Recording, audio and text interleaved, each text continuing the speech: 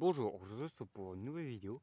Aujourd'hui, on va parler de mon système d'arrosage, qui est donc là, et qui est un tuyau poreux.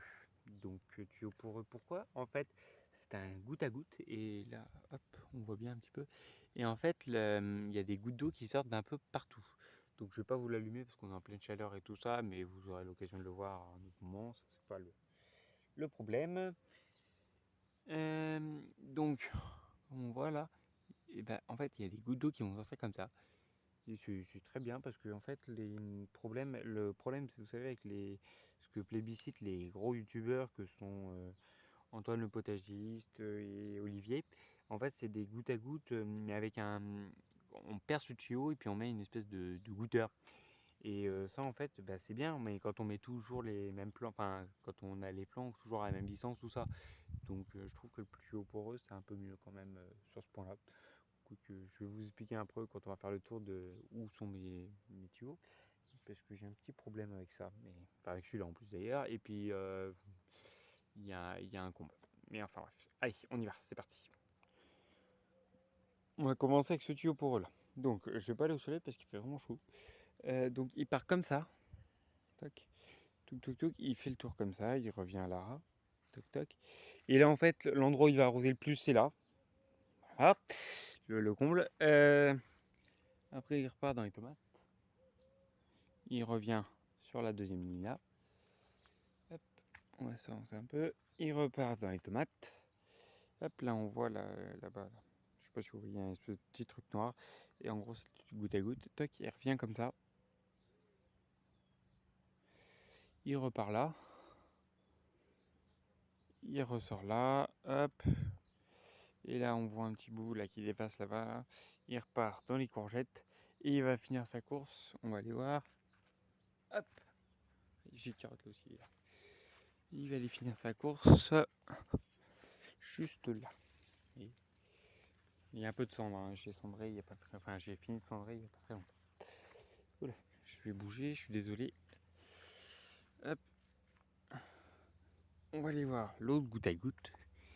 Alors lui, j'ai un gros problème parce qu'en fait, je n'arrive pas trop à comprendre, mais je pense avoir résolu le problème. C'est que l'eau, en fait, elle s'arrêtait juste ici.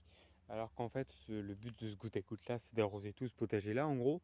Et ben, ça n'arrosait rien de là-bas, donc c'est un peu la merde. Lui, il partait du bac, mais là, du coup, quand j'ai fait ma ligne de haricots, je l'ai enlevé, mais il va falloir que je le remette. Il partait du bac, et puis il partait comme ça, enfin non, il part d'ailleurs comme ça, jusqu'à partir de là, il continue comme ça, toc, toc, toc.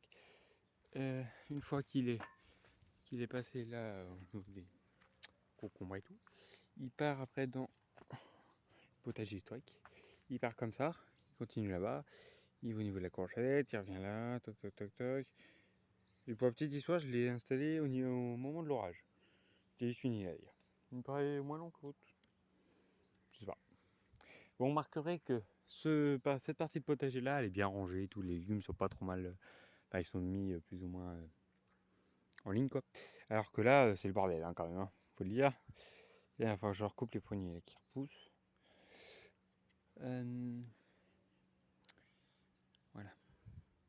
Voilà, voilà. C'est un peu tout ce que j'ai. D'ailleurs, si quelqu'un s'y connaît en blé, quoique je l'aurais très certainement coupé quand vous verrez cette vidéo là. Mais est-ce que il y a quelqu'un qui a une technique pour savoir si le blé est mûr? Parce que je sais qu'il y avait un moment, enfin que j'avais entendu une fois, que si quand on croque le grain, s'il est dur, c'est-à-dire qu'il est mûr. Je crois, si je me rappelle bien. Donc, si quelqu'un peut éventuellement affirmer ou infirmer cette théorie, je ne suis pas contre. Là, pareil, vous voyez. Parce que l'autre jour, il était à peine mûr là sur le bout, donc c'est pour ça que je ne l'ai pas cueilli. Mais là, je pense qu'il va falloir. Je sais pas. Et pour la petite histoire, c'est du blé qui vient uniquement de la paille que j'ai récupérée l'année dernière. Hein. Voilà. Je sais pas si vous entendez la cigale, mais... ou la sauterelle, ou je ne sais quoi. Il y en a un peu partout, donc c'est bien.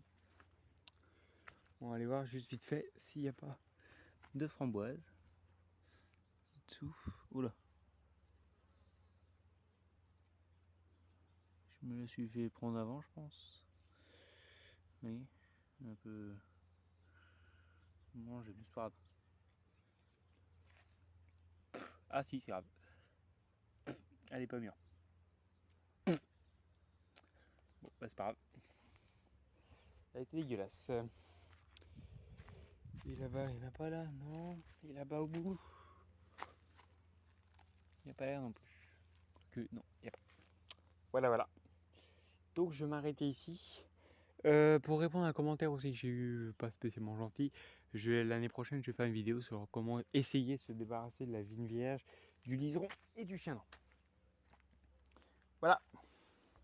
Donc moi je m'arrête là, parce que c'est tout ce que j'ai à dire. Et puis je vous dis à bientôt dans d'autres vidéos. Salutations, à bientôt, bye bye. N'oubliez pas de mettre des pouces bleus, des commentaires et tout là. Au revoir.